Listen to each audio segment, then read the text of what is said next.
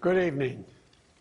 Ella Baker, a giant of the civil rights movement, left us with this wisdom: give people light, and they will find the way. Give people light. Those are words for our time. The current president has cloaked American darkness for much too long. Too much anger, too much fear, too much division. Here and now, I give you my word. If you entrust me with the presidency, I will draw on the best of us, not the worst. I'll be an ally of the light, not the darkness. It's time for us, for we the people, to come together. And make no mistake, united we can and will overcome this season of darkness in America. We'll choose hope over fear, facts over fiction, fairness over privilege. I'm a proud Democrat, and I'll be proud to carry the banner of our party into the general election. So it's with great honor and humility I accept this nomination for President of the United States of America. But while I'll be a Democratic candidate, I will be an American president. I'll work hard for those who didn't support me, as hard for them as I did for those who did vote for me. That's the job of a president, to represent all of us, not just our base or our party. This is not a partisan moment. This must be an American moment.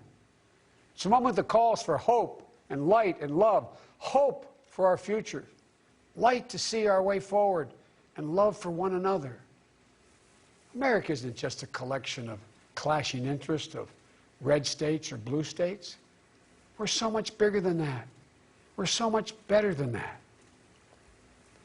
You know, nearly a century ago, Franklin Roosevelt pledged a New Deal in a time of massive unemployment, uncertainty, and fear.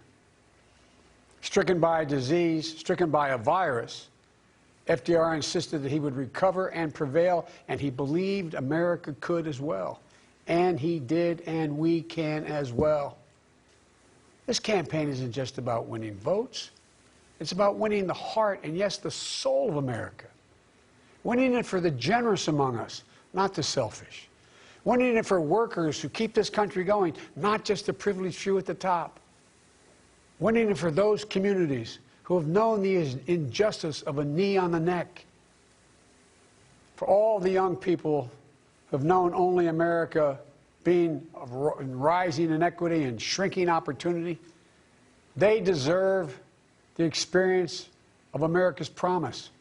They deserve to experience it in full. You know, no generation ever knows what history will ask of it. All we can ever know is whether we're ready when that moment arrives. And now history has delivered us to one of the most difficult moments America's ever faced. Four historic crises, all at the same time. A perfect storm. The worst pandemic in over 100 years. The worst economic crisis since the Great Depression. The most compelling call for racial justice since the 60s. And the undeniable realities and just the accelerating threats of climate change. So the question for us is simple. Are we ready? I believe we are.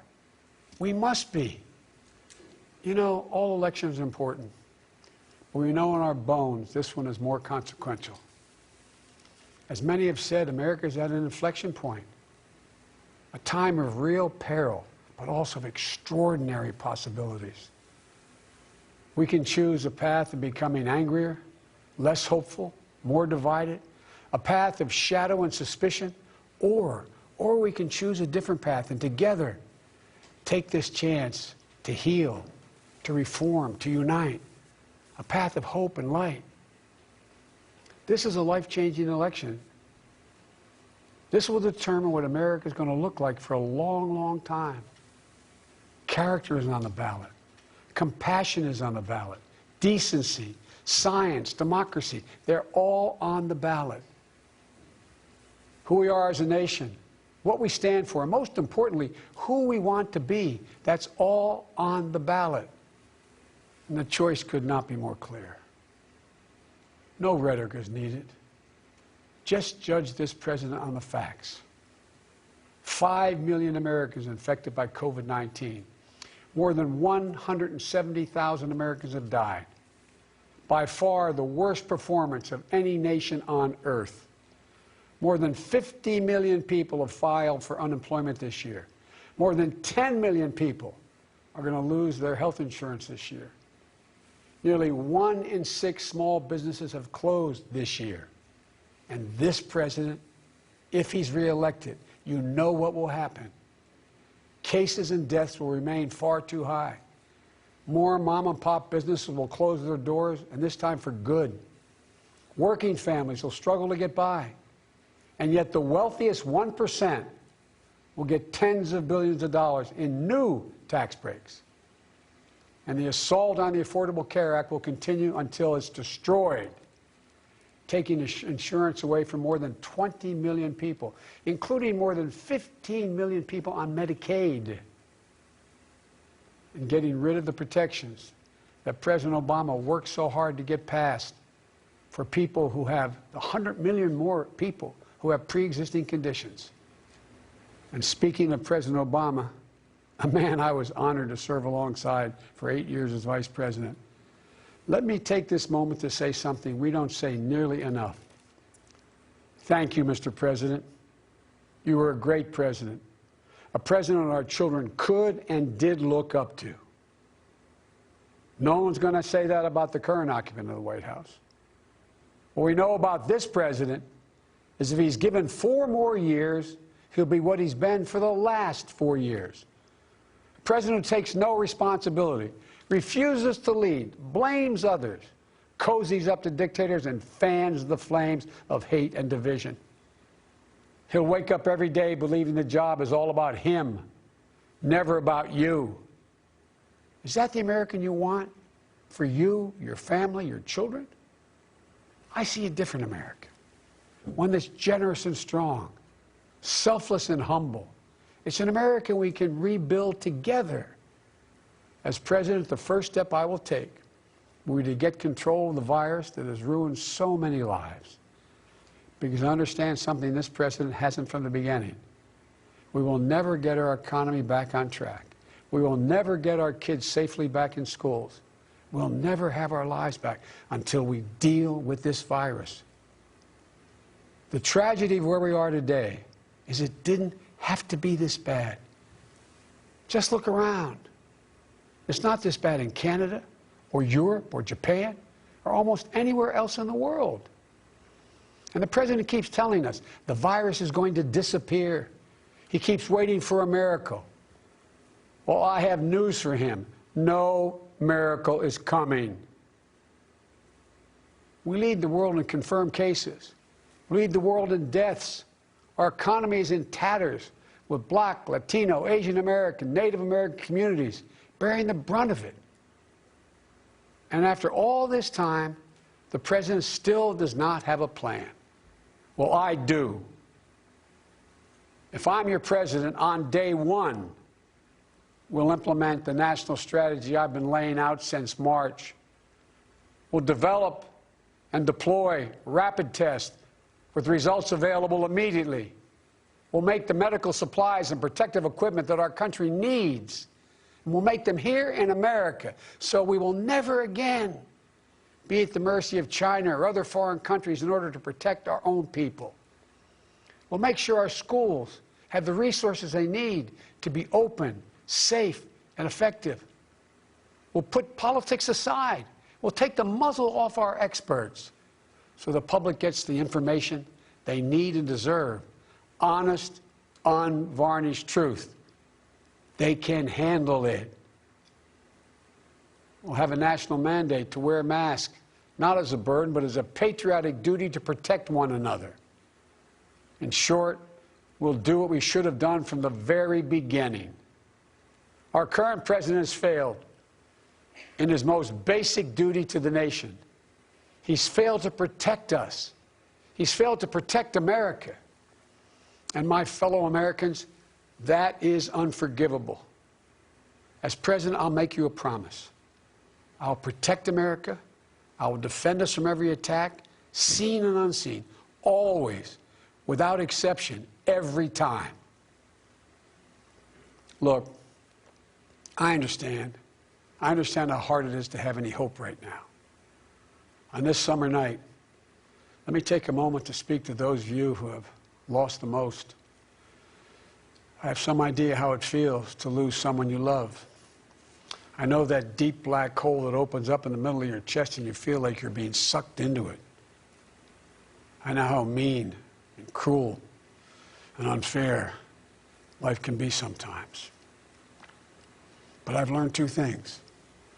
First, your loved one may have left this earth, but they'll never leave your heart. They'll always be with you. You'll always hear them.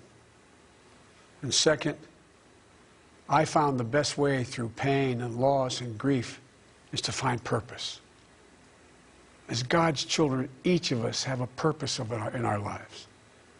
We have a great purpose as a nation to open the doors of opportunity to all Americans, to save our democracy, to be a light to the world once again, and finally to live up to and make real the words written in the sacred documents that founded this nation, that all men and women are created equal, endowed by their Creator with certain inalienable rights, among them life, liberty, and the pursuit of happiness. You know, my dad was an honorable, decent man. He got knocked down a few times pretty hard, but he always got back up. He worked hard, and he built a great middle-class life for our family. He used to say, "Joey, I don't expect the government to solve my problems, but I sure in hell expect them to understand them." And then he'd say, "Joey, a job is about a lot more than a paycheck. It's about your dignity. It's about respect. It's about your place in the community. It's about being able to look your kid in the eye and say, 'Honey, it's going to be okay,' and mean it." I've never forgotten those lessons. That's why my economic plan is all about jobs, dignity, respect, and community. Together we can and will rebuild our economy. And when we do, we'll not only build back, we'll build back better. With modern roads, bridges, highways, broadband, ports and airports as a new foundation for economic growth, with pipes that transport clean water to every community, with 5 million new manufacturing and technology jobs so the future is made in America, with a healthcare system that lowers premiums, deductibles, drug prices, by building on the Affordable Care Act he's trying to rip away, with an education system that trains our people for the best jobs of the 21st century. There's not a single thing American workers can't do. And where cost doesn't prevent young people from going to college and student debt doesn't crush them when they get out.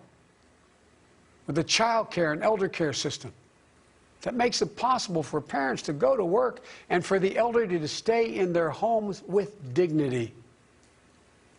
With an immigration system that powers our economy and reflects our values. And with newly empowered labor unions. They're the ones that built the middle class.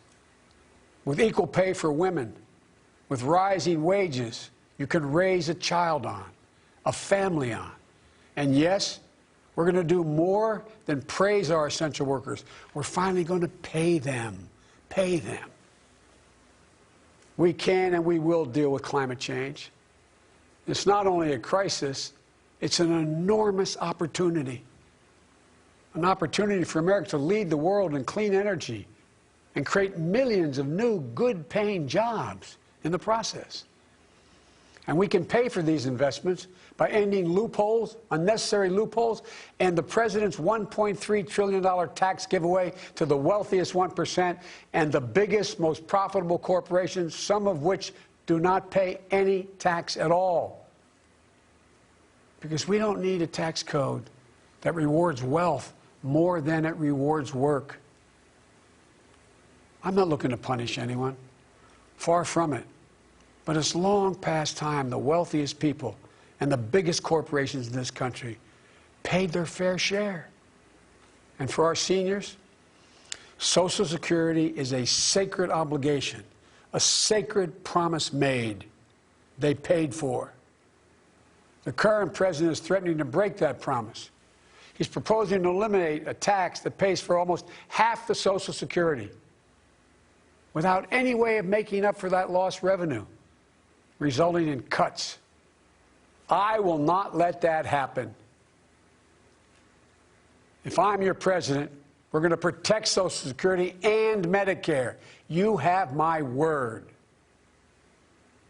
One of the most powerful voices we hear in the country today is from our young people. They're speaking to the inequity and injustice that has grown up in America. Economic injustice, racial injustice, environmental injustice. I hear their voices. If you listen, you can hear them too.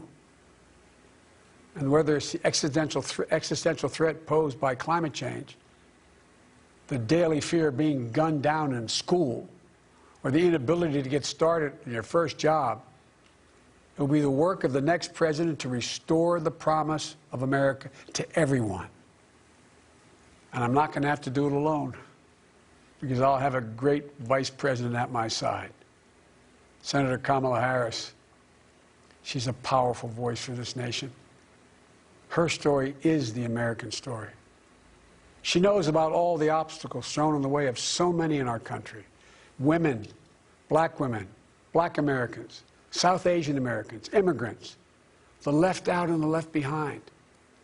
But she's overcome every obstacle she's ever faced. No one's been tougher on the big banks and the gun lobby.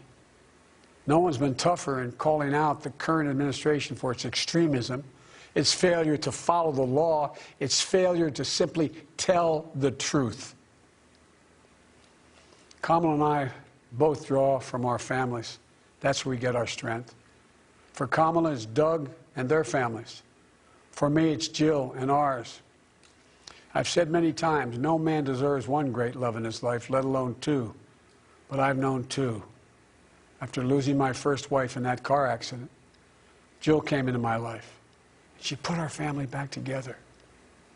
She's an educator, a mom, a military mom, and an unstoppable force. If she puts her mind to it, just get out of the way. She's going to get it done.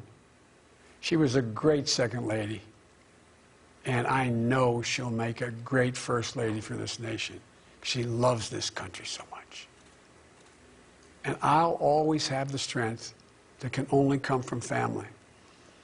Hunter, Ashley, all our grandchildren, my brothers, my sister, they give me courage. They lift me up. While he's no longer with us, Bo inspires me every day. Bo served our nation in uniform. A year in Iraq, a decorated Iraqi war veteran. So I take very personally the profound responsibility of serving as Commander-in-Chief.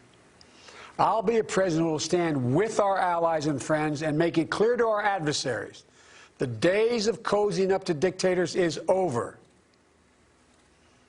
Under President Biden, America will not turn a blind eye to Russian bounties on the heads of American soldiers. Nor will I put up with foreign interference in our most sacred democratic exercise, voting.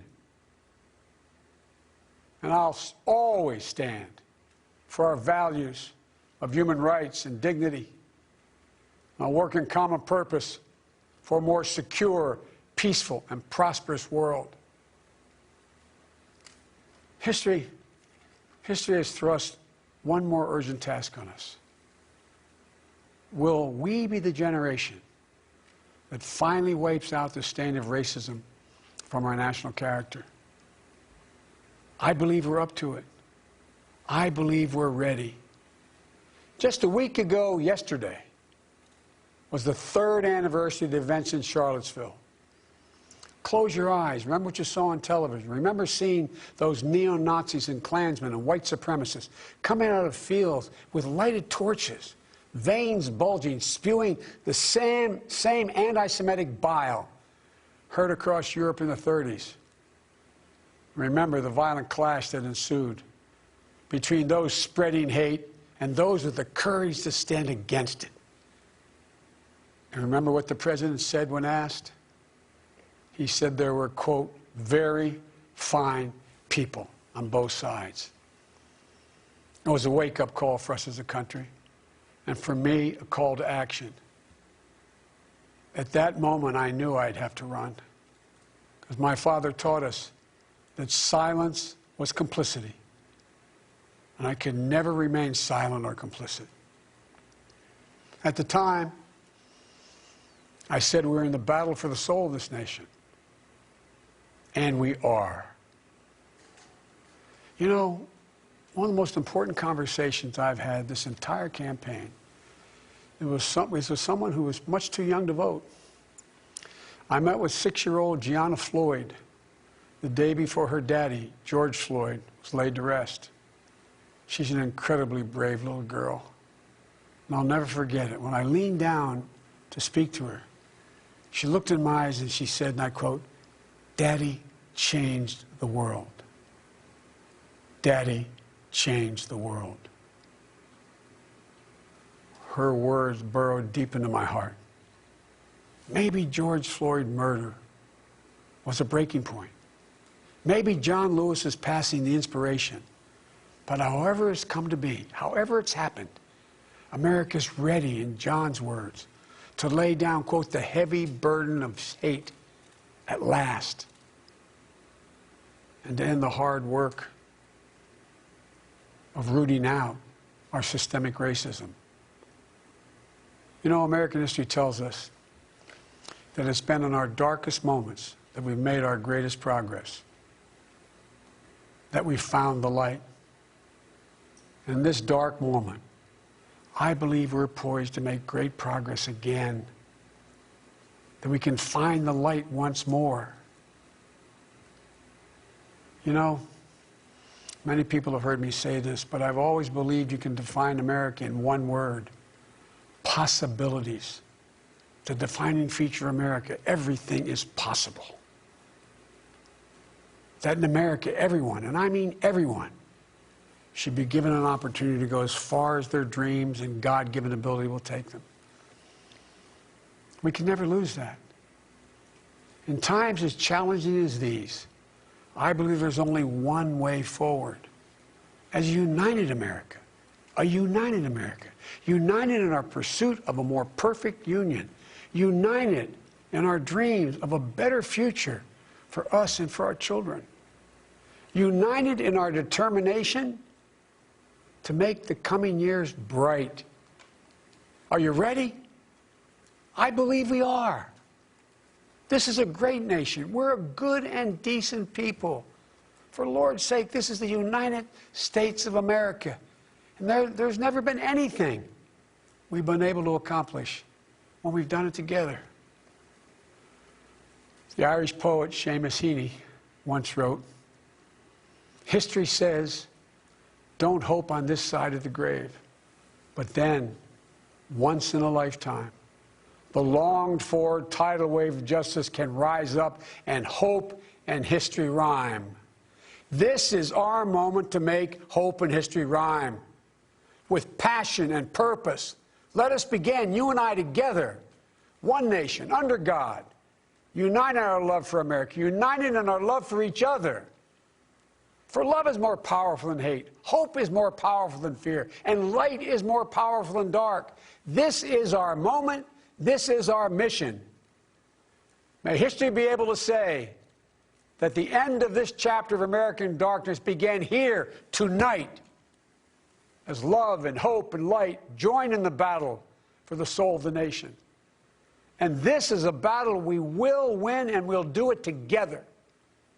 I promise you. Thank you, and may God bless you, and may God protect our troops. Good night.